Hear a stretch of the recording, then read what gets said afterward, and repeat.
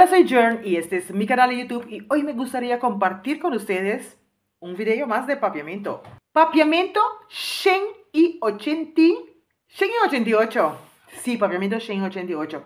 Pero antes me gustaría invitarte a que te suscribas a mi canal, dale like a mi video, compártelo a cada esquina y también te invito a que me sigas en mis redes sociales que tengo Facebook, Instagram y TikTok.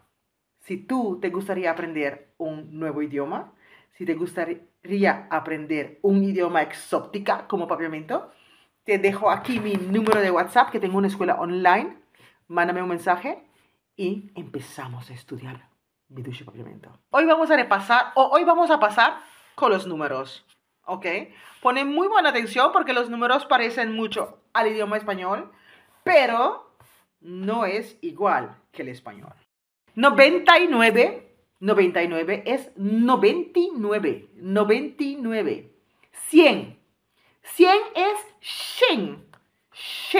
22 es 22. Parece que estoy cantando un bingo. 22. 55 es 55.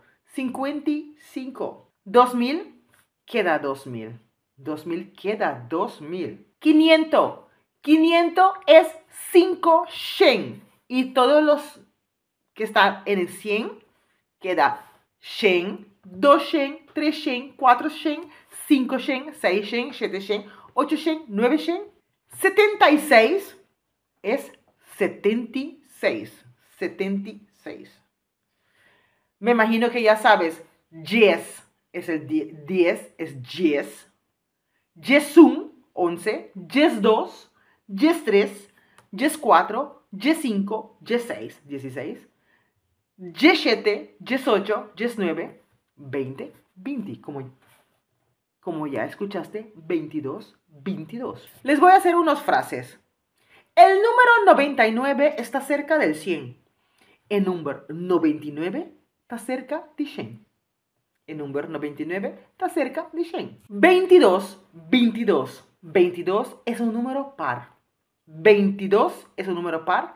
22 está un número par. 55 parece un número bonito. 55 parece un número bonita. 2000. ¿Recuerdas el año 2000? Bota corda, año 2000. 500. Casi no veo un billete de 500. Casi mi nota WAC, un papel de 5 yen.